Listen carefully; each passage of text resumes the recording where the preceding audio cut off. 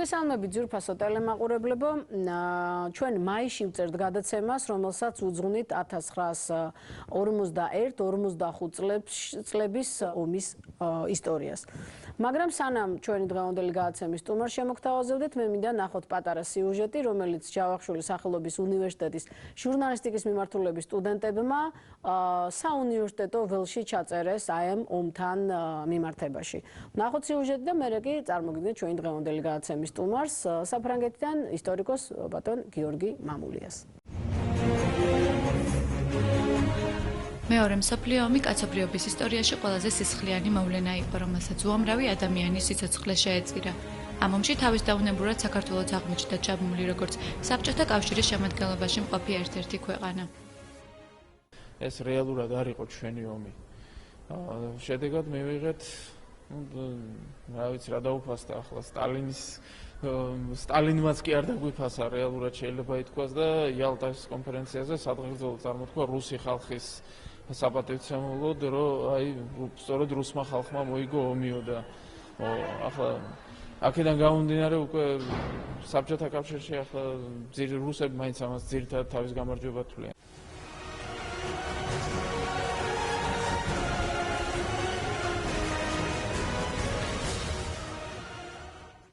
9 მაისს მეორე მსოფლიო ომის დასრულებიდან 70 წელი გავიდა. სწორედ აქ უცნობი ჯარისკაცის საფლავთან იკრიბებიან ყოველ წელს ომის ვეტერანები. სულ მეორე მსოფლიო ომში 700,000 ქართველი მონაწილეობდა, რომელთა უმეტესობა დაიღუპა. ეს კი საქართველოს მსგავსი პატარა ქვეყნისთვის ძალიან დიდი ტრაგედია იყო. მირიან ჯალაღონია 94 წლისაა და ის მეორე მსოფლიო ომის მონაწილე ერთ-ერთი ვეტერანია. მისი თანამებრძოლებიდან დღესდღეობით მხოლოდ 71 მათგანია დარჩენილი.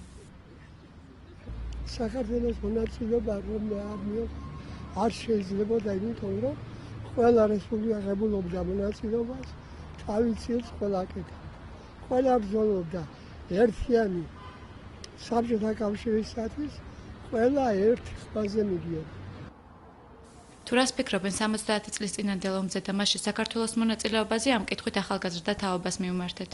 ჩემი აზრით 300,000 ქართველის წაყვანა საბჭოთა კავშირის მიერ მეორე მსოფლიო ომში იყო ანუ ძალიან მავნებლური ასე ვთქვათ ქმედება, რომელმაც ჩვენი ერის ძალიან დიდი ნაწილი შეიწირა. ძალიან ბევრი ადამიანი დაიხოცა ამ ომში, დიდი დანაკარგი იყო და აგრეთვე აღსანიშნავია ქართველების მონაწილეობა გერმანელების მხრიდან, როცა ისინი იმედით იბრძოდნენ ამ ომში, რომ ანუ გერმანია წარმოგდგებოდ მათ მხსნელად ასე ვთქვათ, ანუ ქონდათ ჰიტლერის იმედი, რომ გაათავისუფლებდა რუსეთის პლანჭებისგან. ერთში შავ ზღვაში იყო ქართველების გარკვეული რაოდენობა გემით ასე გასული და მათ შორის ჩვენი მამების წინათაობის მონაწილეებიც იყვნენ და ძალიან ბევრი დაიღუპა. ომის შემდგომი პერიოდი რა თქმა უნდა დიდ კვალს ტოვებს და ბევრი დროა საჭირო იმისთვის, რომ ეს პერიოდი გადავიდეს. ჩემი აზრით რაღაც გავლენას მაინც ახდენს. ჰიპოთეტურად რო წარმოვიდგინოთ სიტუაცია, რომ საქართველოს იყო დამოუკიდებელი სახელმწიფო და მეორე მსოფლიო ომმა მას გვერდი აუარა,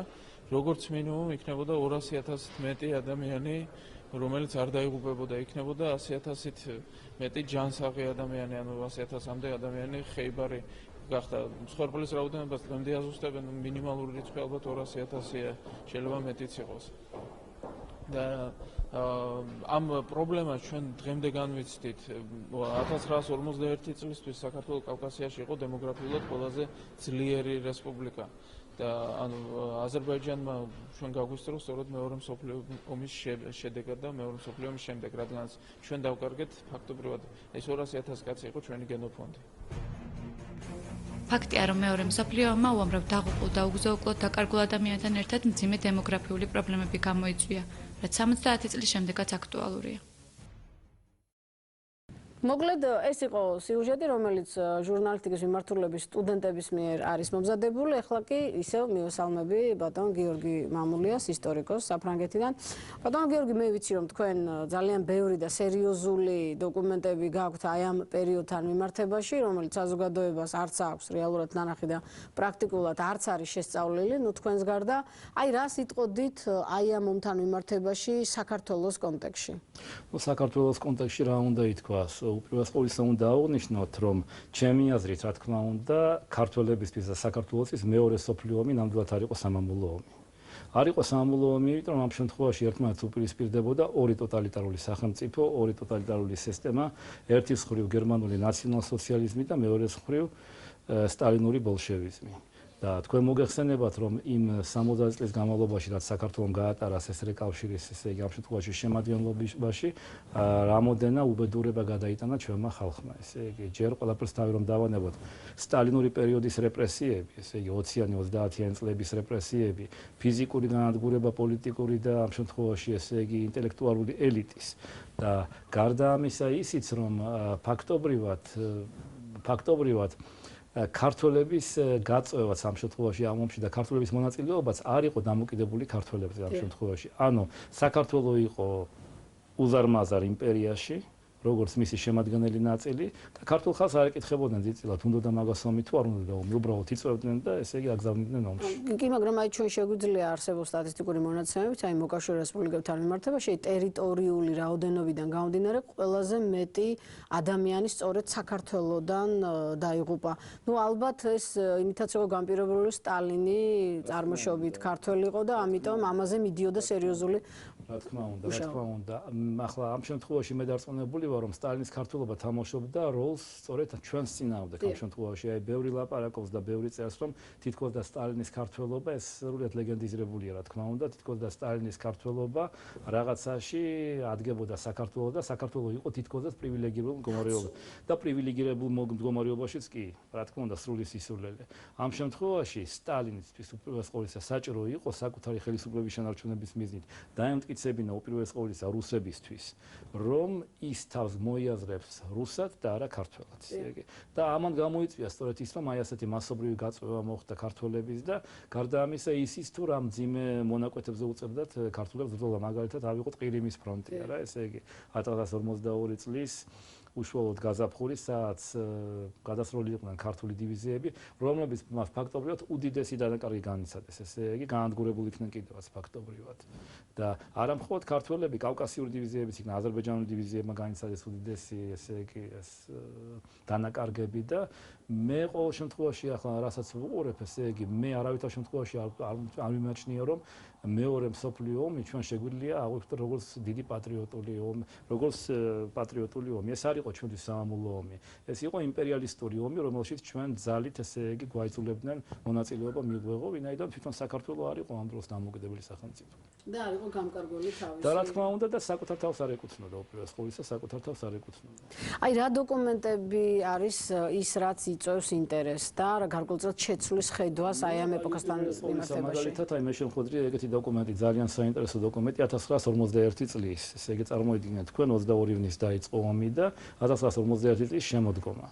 ახლა ოფიციალურ წიგნებში, საბჭოთა კავშირის დროს გამოცემულ წიგნებში ნათქვამი იყო, რომ ხალხი ენთუზიაზმით შეხვდა ამას ყველაფერს და მაქსიმალურად უჭერდა მხარს, ესე იგი, საბჭოთა კავშირის სამხედრო მცდელობებს და ასე შემდეგ. მაგრამ არსებობს უშუალოდ ამიერკავკასიის სამხედრო ოლქის, ესე იგი, მეთაურის, გენერლის კოზლოვის თუ არა ვცდები, თუ ივანოვის ახლა აღარ მახსოვს ზუსტად გვარი, ესე იგი, ჩემს წიგნში მითითებული მაკიდევას დოკუმენტი. სადაც პირდაპირ ნათქვამია, რომ ქართველი ხალხი სულიად არ იჩევს მაინც და მაინც დიდ ენთუზიაზმს და განსაკუთრებით და ამიერკავკასიის რესპუბლიკებს შორის დეზერტირობის ყველაზე დიდი პროცენტი შეინიშნება სწორედ საქართველოში.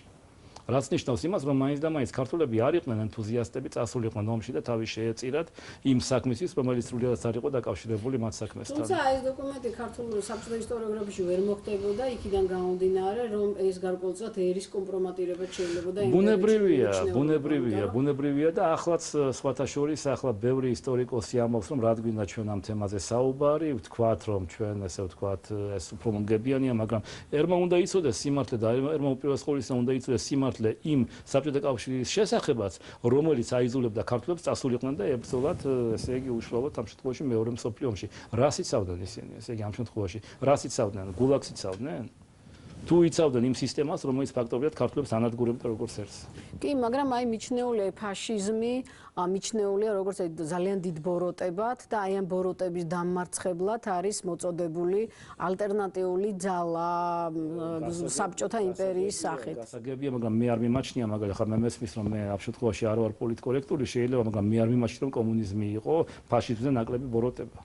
ესე იგი თუ დავითვლით მსხვერპთა რაოდენობას, ახლა შეიძლება ამორალური ლაპარაკია რაოდენობაზე, მაგრამ ამ შემთხვევაში უბრალოდ ფაქტი მსხვერპთა რაოდენობას კომუნიზმის მსხვერპლმა გადააჭარბა კიდევაც ფაშიზმის მსხვერპლ. მე არავითარ შემთხვევაში არ ვამართლებ ფაშიზმს და ნაციონალ-სოციალიზმს, მაგრამ ბუნებრივია, ეგ ნორმალურია, მაგრამ ამ შემთხვევაში ესე იგი ჩვენ ვარდებით პირდაპირ ამ შემთხვევაში აი როგორ უკიდურესობაში არ უნდა დავიწყოთ ერთი რამეს, რომ ფაქტობრივად დღევანდელი რუსეთის იმპერიალისტური პოლიტიკის ერთ-ერთ მთავარ იდეოლოგიურ გამომმართლებელს სწორედ ესე იგი თეზისად არის ის, რომ ფაშიზმი იყო აბსოლუტური ბოროტება და კომუნიზმმა რომელმაც დაამარცხა ანუ რუსეთმა საბჭოთა რუსეთმა სოფლიო იქნა ფაშიზმისგან და ამავე დროს ამით მტკიცდება რუსეთის უფლება გავლენის სფეროებზეც. ჯერ ერთი მაგით ხდება უშუალოდ წესრიგ კავშირის არსებობის ლეგიტიმიზაცია, რომელმაც აი ესეთი დიდი როლი ითამაშა თითქოს და კაცობრიობის ისტორიაში და მეორე მხრივ ხდება რუსული ტერიტორიალური პრეტენზიების ლეგიტიმიზაცია, ანუ რუსეთის პრეტენზიების ლეგიტიმიზაცია საკუთარი გავლენის სფეროზე. რომ აი ჩვენ გავანთავისუფლეთ აღმოსავლეთ ევროპა ფაშიზმისგან და ჩვენ გვაქვს უფლება შესაბამისად ვიბატონოთ აღმოსავლეთ ევროპაზე. და ეგ პუტინის ოფიციალური იდეოლოგია ამჟამად რატომ ხდება ეგეთი პომპეზური პარადები, რატომ ხდება ესეთი ეს ყველაფერი? ეს ხდება იმიტომ რომ პუტინს ეს არის ოფიციალური იმპერიალისტური იდეოლოგია.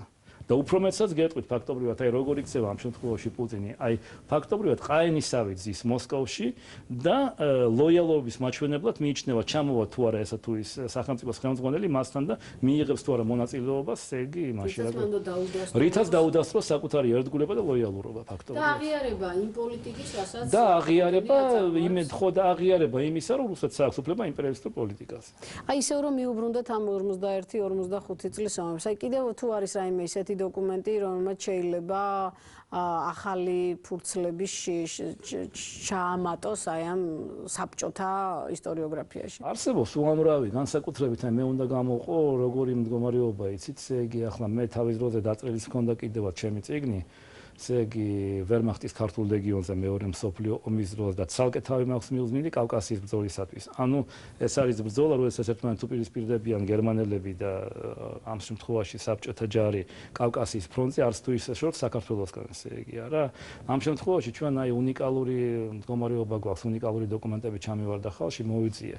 ორივე მხარეს, გერმანელთა მხარესაც და საბჭოთა ჯარის მხარესაც იბრძოდნენ ქართველები ამ შემთხვევაში. გერმანელთა მხარეს იბრძოდნენ ქართული ბატალიონები, ორი ქართული ბატალიონი იყო და ბერგმანის ცალკე კავკასიური დანაშაულობის ბატალიონი და რუსების მხარეს დივიზიები. ორი ქართული დივიზია იყო, იმიტომ რომ ნუ მაინც ესე იგი საქართველოს ამ დროს საბჭოთა კონტროლის ქვეშ იყო და შესაბამისად უფრო მეტი ხალხის გაწვევის საშუალება ჰქონდათ. და აი მაგალითად არალეგალურად და არა, არალეგალურად არ იყო, უბრალოდ ესე იგი ფაქტობრივად ქართული ბატალიონები, რომელიც გერმანელებმა შექმნეს, ეს იყო შექმნილი ქართული ტყვეების მიერ. და ქართული ტყვეების რაოდენობა არ იყო ისეთი, რომ შეექმნა დივიზიები და შეექმნა ბრიგადები და ესე ვთქვათ, მსხვილი ამ შემთხვევაში შენერთები იყო, როგორც წესი ბატალიონების დონეზე და იყო ეგეთი შემთხვევა, მაგალითად ერთმანეთს ერთ და იგივე სექტორზე მოხდა ესე იგი ამ შემთხვევაში კი არ დაპირისპირება, არამედ ერთმანეთთან ესე იგი დაახლოება ქართული პირველი 795 ბატალიონის და ესე იგი ამავე დროს ქართული საბჭოთა დივიზიის 392 დივიზიის ესე იგი და აი მოხდა უნიკალური რამე. ორივე მხარემ გადაწყვიტა ესე იგი როგორმე საკუთარ მხარეზე გადაიყვანა მოწინააღმდეგე და ქართულებმა ესე იგი გერმანელების მხარეზე მებრძოლმა ქართულებმა დაიწყეს შესაბამისი პროპაგანდა, გაავრცელეს ესე იგი უშუალოდ ფურცლები და შეძლეს ის რომ ფაქტობრივად რამდენიმე ბატალიონი ამ საბჭოთა დივიზიიდან გადავიდა ესე იგი უშუალოდ გერმანელთა მხარეზე. ანუ ეს რას ნიშნავს? ეს იმას ნიშნავს რომ ამ პერიოდში როდესაც გერმანელებს გამარჯვების შანსი ჰქონდათ, ქართველებს მაინც და მაინც სრულიადაც არ უნდათ ბრძოლა საბჭოთა ხელისუფლების შენარჩუნებისათვის. აი პირდაპირ წერია ესე იგი აი ანგარიშიც კი გვაქვს ჩვენ 392 ესე იგი საბჭოთა დივიზიის საგანგებო იმისი განყოფილების უფროსის ესე იგი რომ აი პირდაპირ ესე იგი აი ამადამ ესე იგი სამხედრო ოპერაციის დროს რამდენიმე 2 თუ 3 ბატალიონი გადავიდა გერმანელთა მხარეზე ესე იგი იყო საპირისპირო შემთხვევებში რა თქმა უნდა ბატალიონი და გერმანული ბატალიონიდან გადადიოდნენ საბჭოთა მხარეზე მაგრამ აი როდესაც ჩვენ ვადარებთ რაოდენობას ესე იგი რაოდენობას 42 წლის შემოდგომაზე როცა გერმანელების გამარჯვების შანსი საკმაოდ რეალური იყო და აქვე იყვნენ ფაქტობრივად არც თუ ისაშორს კავკასიისგან.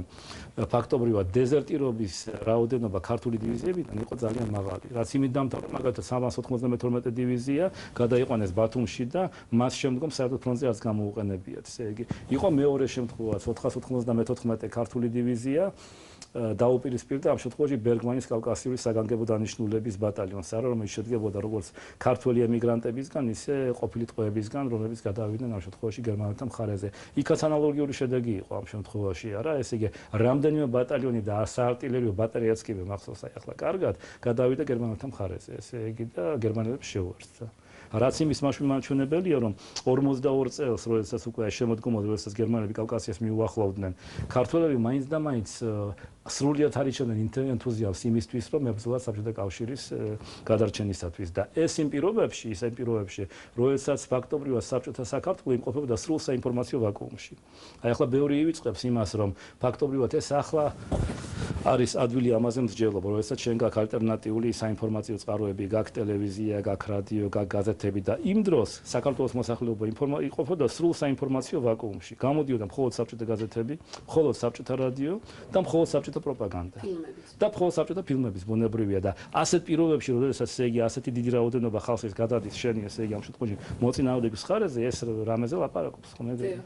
აი ეს გასათვალისწინებელია ბუნებრივია. და მით უმეტეს იმ პერიოდის საინფორმაციო ველი მთლიანად იყო მოცული აი სტალინის კულტი იყო ძალიან ძლიერი. ესე იგი ფაქტობრივად საქართველოში ცდილობდნენ რუსები ეგრეთ წოდებულ ნაციონალ-ბოლშევიკური ამ შემთხვევაში იდეოლოგიის დანერგვას. ანუ რისი, რომ სტალინი ქართველია, ქართველი განაგებს ეს რეკავშირს, რა გინდათ ქართველობა მეტი. კი და დღესაც ძალიან მოდურია ბუნებრივია ქართველობა მოიგო. ნუ ბუნებრივია, იმიტომ რომ მან რაშია საქმე, ესე იგი ფაქტობრივად მან ხდებოდა რისი ცნებების ერთი ცნების მეორეთი ჩანაცვლება. ანუ სახელმწიფოების დამოუკიდებლობის და სუვერენიტეტის ცნების ჩანაცვლება ხდებოდა ეთნიკური სოლიდარობის ცნებით, ესე იგი. რაც დამახასიათებელია კიდევაც სახელმწიფოებრივად განუვითარებელი ერებისათვის ამ შემთხვევაში, ესე იგი და აი ქართველებშიც მაგალითად განსაკუთრებით აი სოფლის მოსახლეობაში, ესე იგი საკმაოდ ესეთ პატრიარქალურ პირობებში ხდება ამ სტალინის კულტის დანერგვა, რატომ რომ ჩვენთან ხდება აღრევა სახელმწიფო დამოუკიდებლობის და სახელმწიფოებრივი ცნების ეთნიკური რაღაცა სოლიდარობის ცნებით, ესე იგი. კი და ეს დღესაც ძალიან აქტუალურია. დღესაც აქტუალურია, მაგრამ ეგ არის უშუალოდ დაკავშირებული განათლებასთან, ესე იგი, რაც უფრო მეტად იქნება განათლებული ჩვენი ახალგაზრდობა, რაც უფრო მეტად იქნება ფაქტობრივად, ესე იგი, ადამიანი, ესე იგი, სახელმწიფოებრივად მოაზროვნე, ის რა თქმა უნდა ამ სტალინისტურ იდეოლოგიას ამას უარყოფს თავიდანვე, ესე იგი.